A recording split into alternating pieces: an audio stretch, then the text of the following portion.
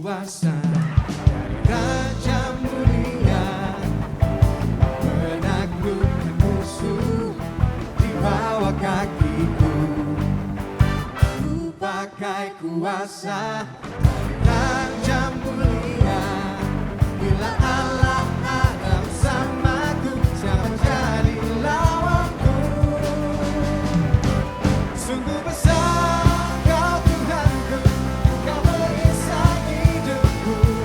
Ku berdiri dengan iman, iman dalam Yesus Tuhan. Kau yang memberi kemenangan, ku bersorak merayakan. Terpujilah Kau Raja segala raja.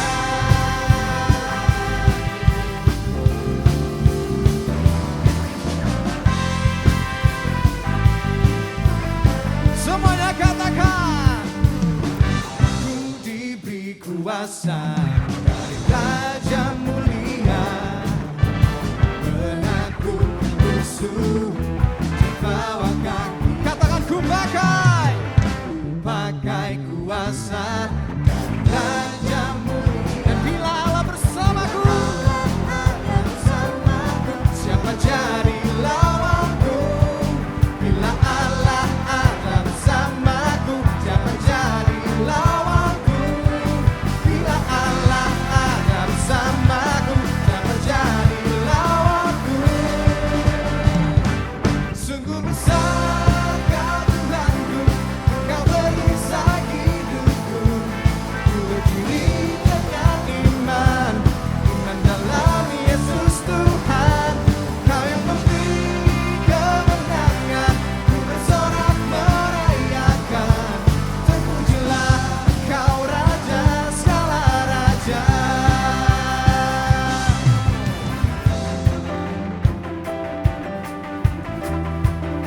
Sama-sama kita tepuk tangannya, come on.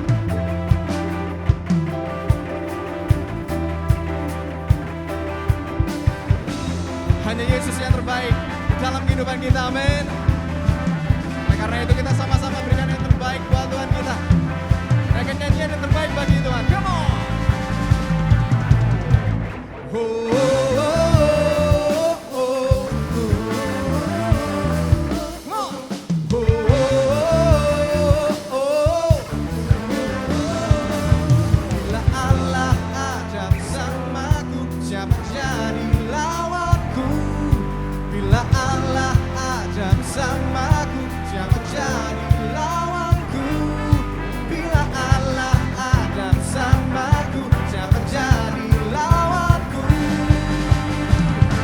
Sungguh besar Kau Tuhanku, Kau merisai hidupku. Ku berdiri dengan iman, iman dalam Yesus Tuhan. Kau yang memberi kemenangan, ku bersorak merayakan. Terpujilah Kau Raja segala raja. Semua, sungguh besar Kau Tuhanku, Engkau merisai hidupku. Ku berdiri dengan iman, iman dalam Yesus Tuhan. Kau yang memberi kemenangan, ku bersorak merayakan.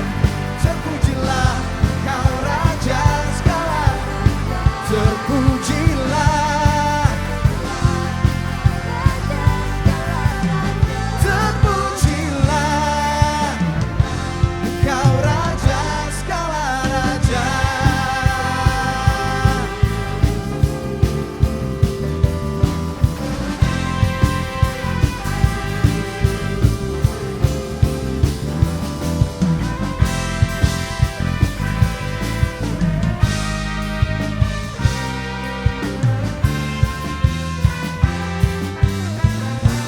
Berikan tepuk tangan yang paling meriah buat Tuhan.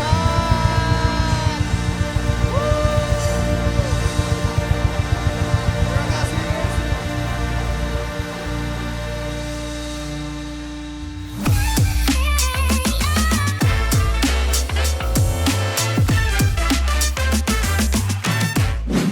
Halo teman-teman mahasiswa, dimanapun kalian berada, selamat datang di ibadah online khusus mahasiswa Kampus Connection.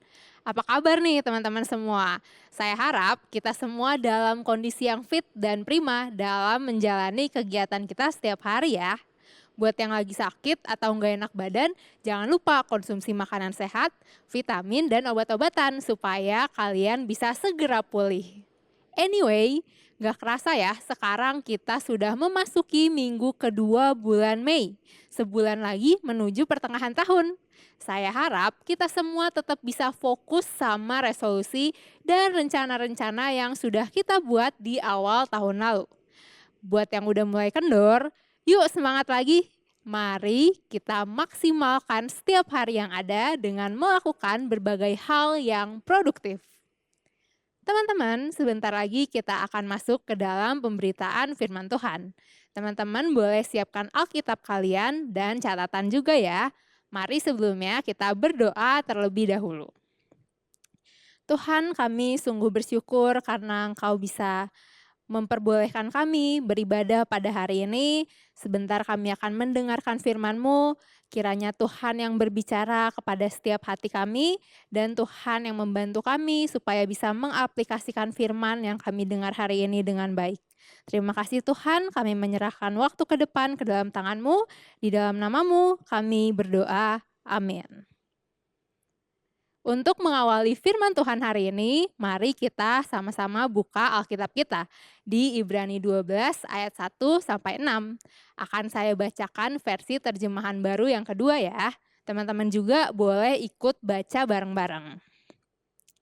Ibrani 12 ayat 1 sampai 6. Karena kita mempunyai banyak saksi, bagaikan awan yang mengelilingi kita, marilah kita menanggalkan semua beban dan dosa yang begitu melekat pada kita, dan berlomba dengan tekun dalam perlombaan yang ada di depan kita. Marilah kita melakukannya dengan mata yang tertuju kepada Yesus, perintis iman dan yang membawa iman itu kepada kesempurnaan, yang dengan mengabaikan kehinaan tekun memikul salib demi sukacita yang ada di depan Dia, yang sekarang duduk di sebelah kanan tahta Allah. Ayat 3, ingatlah selalu Dia yang tekun menanggung bantahan yang sehebat itu terhadap dirinya dari pihak orang-orang berdosa, supaya jangan kamu menjadi lemah dan putus asa. Dalam pergumulan kamu melawan dosa, kamu belum sampai mencucurkan darah. Ayat 5, kamu sudah lupa akan nasihat yang berbicara kepada kamu seperti kepada anak-anak. Hai anakku, janganlah menganggap enteng didikan Tuhan dan janganlah putus asa apabila engkau diperingatkannya. Karena Tuhan mengajar orang yang dikasihinya dan Ia mencambuk orang yang diakuinya sebagai anak. Thank you teman-teman semua. Nah, lewat Ibrani 12 ayat 1 sampai 6 ini, kita belajar bahwa hidup ini adalah perlombaan. Yap, perlombaan. Yang namanya perlombaan, setiap kita tahu ya, lomba itu harusnya jadi sesuatu yang bikin kita excited dan membuat kita mau mencapai yang terbaik. Perlombaan bersifat aktif, bukan diam, statis, stuck, atau mandek. Jadi harusnya hidup kita pun sama teman-teman. Hidup kita harusnya nggak statis, nggak mandek, nggak diam di tempat dan tidak stuck. Dan harusnya ada sesuatu yang kita kejar. Di ayat 2 dikatakan bahwa perlombaan ini harusnya kita fokuskan kepada Kristus sambil kita meninggalkan beban dan dosa yang ada. Teman-teman, coba kita bayangkan kalau ada seorang pelari yang mengikuti perlombaan. Nah, pasti mereka nggak akan membawa barang-barang yang membebani mereka, betul? Mereka nggak bakal bawa tas yang berat di punggung mereka. Dan mereka juga nggak mungkin bawa air galon atau air literan gitu ya di kedua tangan mereka. Kenapa? Karena itu bisa membuat dia nggak berlari dengan cepat dan akhirnya dia nggak bakal fokus sama apa yang jadi tujuannya. Sama halnya dengan kehidupan kita. Saat kita berlari dengan fokus kepada Kristus, kita harus menanggalkan beban-beban dalam hidup kita. Beban Yang dimaksud di sini adalah distraksi yang ada di berbagai aspek kehidupan kita yang menghalangi kita dari goal atau tujuan kita untuk mencapai garis finish. Tujuan yang Tuhan tanamkan bagi diri kita. Distraksi ini bisa datang dari berbagai hal, dari luar diri kita, misal dari sekitar kita atau dari kegiatan-kegiatan kita. Tapi distraksi juga bisa datang dari dalam diri kita sendiri loh. Jadi hari ini saya mau kasih tahu teman-teman nih, ada satu cara untuk kita bisa meninggalkan beban-beban atau distraksi tersebut. Salah satu caranya adalah dengan membangun apa yang kita namakan disiplin hidup. Dimanapun kalian berada, boleh dong sama-sama bilang disiplin. Yes, disiplin. Apa sih yang dimaksud dengan disiplin? Kita sering mendengar kata ini kalau misalnya lagi ngomongin hal yang serius. Contohnya, dibilang karena apa yang dia lakuin, dia harus menjalani pendisiplinan. Nah, yang dimaksud di sini berarti dia harus dihukum. Karena disiplin identik dengan hukuman, konsep ini akhirnya membuat kita berpikir bahwa saat kita mengalami masa sulit, Tuhan itu sedang menghukum kita. Misal ada sesuatu yang buruk menimpa kita atau menimpa anggota keluarga kita jadi mudah berpikir, wah ini kayaknya Tuhan sedang mendisiplinkan gua, Tuhan kayaknya sedang menghukum gua. Atau bahkan kita berpikir bahwa Tuhan sedang membalas kejahatan kita di masa lalu. Padahal hal-hal tersebut adalah proses yang harus kita lewati untuk membangun karakter kita, untuk membangun diri kita, dan tentunya untuk kebaikan setiap kita pada akhirnya. Bukan karena hukuman Tuhan, bukan karena hukuman atas dosa kita juga. Kenapa? Karena hukuman atas dosa kita sudah Yesus tanggung di atas kayu salib. Dan Yesus sendiri yang berkata, sudah selesai. Jadi disiplin dari Allah bukan untuk membalas kejahatan kita, tapi justru untuk membangun diri kita semakin serupa dengan gambarannya, untuk membawa kita semakin mendekat kepada Tuhan.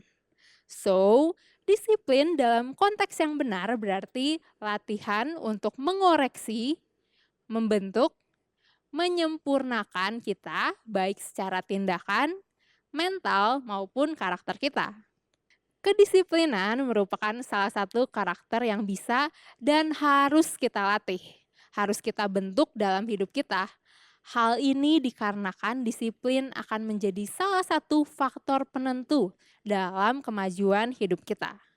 Ada 2 poin penting yang mau saya ingatkan kepada teman-teman semua hari ini.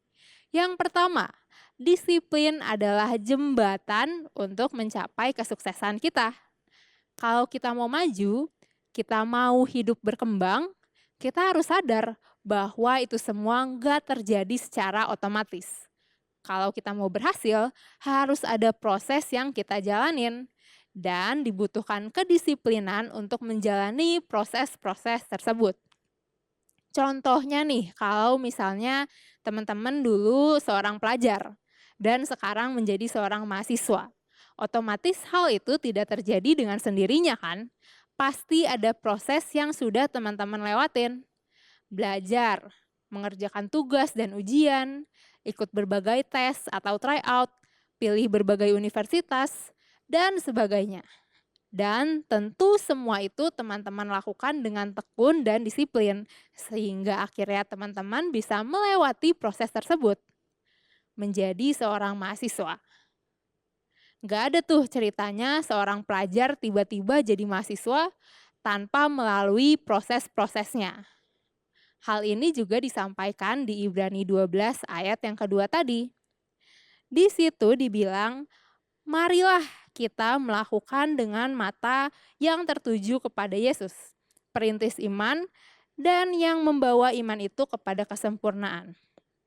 Yang dengan mengabaikan kehinaan, tekun memikul salib demi sukacita yang ada di depan dia, yang sekarang duduk di sebelah kanan tahta Allah.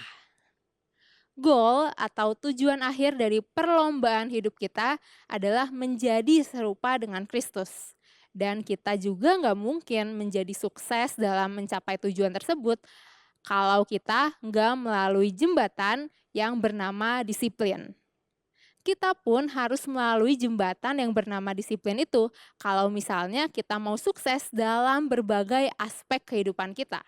Kuliah, pekerjaan, relasi, semua harus kita jaga dalam kedisiplinan. Cara terbaik supaya kita bisa disiplin adalah dengan fokus pada goal yang mau kita capai, yaitu Kristus. Kita harus membuat mata kita tertuju pada Yesus. Artinya, disiplin adalah jembatan yang akan membantu kita dengan berfokus kepada Yesus, menyeberang dari diri kita yang sekarang kepada diri kita yang ideal yang kita inginkan. Amsal 25 ayat 28 bilang, orang yang tak dapat mengendalikan diri adalah seperti kota yang roboh temboknya. Zaman itu, kekuatan sebuah kota dinilai berdasarkan tembok yang mengelilinginya. Lewat ayat ini, penulis Amsal mau bilang bahwa kekuatan seseorang terlihat dari kedisiplinannya, dari kemampuannya mengendalikan diri. Gak ada kemajuan tanpa kedisiplinan. Contoh lain adalah apa yang tadi sudah kita bahas di awal, yaitu resolusi. Berapa banyak dari kita yang di akhir tahun atau di awal tahun ini menuliskan resolusi? Mungkin ada yang pengen hidup sehat, pengen turunin berat badan, atau pengen punya tabungan. Yang merasa boleh angguk-angguk, semua resolusi atau goal baik yang sudah kita rencanakan tersebut hanya akan jadi tulisan di atas buku atau jadi catatan di atas handphone kalau kita nggak menjalani rencana tersebut dengan kedisiplinan. Disiplin bangun pola makan yang sehat, disiplin menjalani pola hidup yang sehat, atau disiplin menabung sesuai jumlah yang sudah kita rencanakan setiap hari. Kalau kita punya resolusi, pengen punya skill baru, pengen bisa make up, atau pengen bisa main musik ya misalnya. Semua keinginan itu baik, tapi itu semua hanya akan jadi angan-angan kalau kita nggak mulai bertindak. Start doing. Kita nggak mulai bayar harga atau kita nggak mulai bangun disiplin, kita nggak bakal bisa mengejar resolusi dan rencana tersebut. Atau mungkin kita punya resolusi untuk saat teduh setiap hari. Kita pengen kenal Tuhan lebih lagi dan pengen bisa enjoy berdoa dan ngobrol sama Tuhan setiap hari. Semua hal itu nggak akan terjadi kalau kita nggak disiplin menyediakan waktu setiap hari secara pribadi berbicara dengan Tuhan. Bahkan di Amsal 21 ayat 25 dibilang, si pemalas dibunuh oleh keinginannya karena tangannya enggan bekerja. Jadi, kita perlu kedisiplinan untuk mencapai goal yang ada di dalam kehidupan kita untuk merealisasikan semua rencana yang sudah kita buat. Sama-sama katakan disiplin. Edmund Hillary, pria pertama yang berhasil mendaki dan mencapai puncak Gunung Everest, gunung tertinggi di dunia, saat ditanya dalam sebuah interview apa yang bisa membuat dia menaklukkan Gunung Everest, dia jawab, "It is not the mountain that we conquer, but ourselves." Jadi bukan gunung yang ditaklukkan, tapi diri dia sendiri, diri kita sendiri. Dan perkataan Edmund Hillary ini benar banget. Buat teman-teman pendaki, teman-teman yang suka hiking atau yang suka naik gunung, pasti tahu betul ya gimana sulitnya naik gunung. Gak ada nih orang yang naik gunung secara impulsif. Gak ada orang yang mikir, mau daki gunung besok. Terus besoknya langsung pergi mendaki gunung. Apalagi sampai ke puncak gunung, gak mungkin. Edmund Hillary pun baru mencapai puncak Gunung Everest setelah mengalami beberapa kali kegagalan. Jadi, kalau misalnya kita punya goal, mau mendaki sebuah gunung nih ya misalnya, kita tentu harus bikin rencana yang matang. Kita harus cari tahu nih, kapan ya waktu yang tepat untuk mendaki gunung tersebut. Kira-kira waktu cuaca yang bagaimana? Kita juga harus cari tahu hal-hal tentang gunung tersebut dan juga sekitarnya. Terus kita juga harus menyiapkan semua peralatan, tenda, tas ransel, sepatu, dan lain-lain. Nggak cukup sampai alat-alat saja, kita pun harus menyiapkan fisik kita sendiri. Tahukah teman-teman bahwa orang yang mau mendaki gunung itu wajib berlatih kardio? Dia wajib latihan otot dan angkat beban setiap hari. Hal ini dikarenakan pendaki harus mempersiapkan diri mereka kalau nantinya terjadi sesuatu yang di luar perkiraan. Misalnya, kalau seorang pendaki terpleset terus jatuh, pendaki harus bisa menopang beban tubuhnya sendiri dan barang-barang bawaannya. Maka dari itu, pendaki gunung tuh sering banget latihan lari di treadmill sambil mengangkat beban sesuai dengan jumlah beban yang mereka bawa ke gunung nanti. Supaya apa? Supaya mereka terbiasa dan terlatih. Kalau mendaki gunung, yang notabene-nya hanyalah sebuah event, kita perlu persiapan yang sedemikian rupa, apalagi kehidupan kita, teman-teman. Buat teman-teman yang jarang olahraga, terus diajak naik gunung nih, pasti besoknya langsung kan sama kayak saya, sakit badan, pegel-pegel, susah banget gitu ya mau ngegerakin tangan. Nah, itu karena kita nggak biasa, karena kita nggak mendisiplinkan diri kita berolahraga. Begitu pula dengan kehidupan kita. Kita harus disiplin dalam mempersiapkan kehidupan kita dan tentunya mengusahakan yang terbaik dalam setiap harinya kita. So, disiplin itu sangat-sangat penting. Disiplin adalah jembatan yang membawa kita kepada goal kita. Poin yang kedua adalah Allah turut bekerja dalam kedisiplinan kita. Di Ibrani 12 ayat 6 sampai 7 dibilang, karena Tuhan menghajar orang yang dikasihinya dan ia mencambuk orang yang diakuinya sebagai anak. Bersabarlah, anggaplah semua itu sebagai didikan. Allah memperlakukan kamu seperti anak. Di manakah terdapat anak yang tidak dihajar oleh ayahnya? Dari ayat ini kita belajar bahwa Tuhan mendisiplinkan orang yang dikasihinya. So, kita tahu kedisiplinan kita bukan hasil usaha kita saja, tapi ada Tuhan juga yang bekerja dalam pendisiplinan kita. Dalam hal ini, Allah membuat kita disiplin agar kita bertumbuh dalam iman. Pada ayat ini digambarkan bahwa Allah memperlakukan kita sebagai anak. Allah menganggap dirinya seperti orang tua atau ayah yang mendisiplinkan anaknya. Orang tua yang menyayangi anaknya gak mungkin tinggal diam kalau anaknya melakukan sesuatu yang salah. Orang tua yang sayang sama anaknya pasti akan mendisiplinkan anaknya saat anaknya melakukan sesuatu yang gak benar.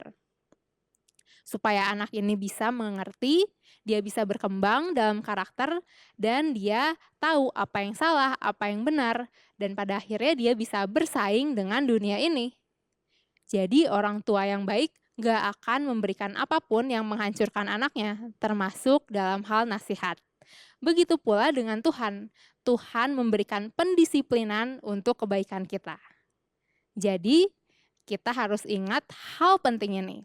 Disiplin dari Allah itu mengalir dari kasih-Nya kepada kita, bukan dari kemarahannya.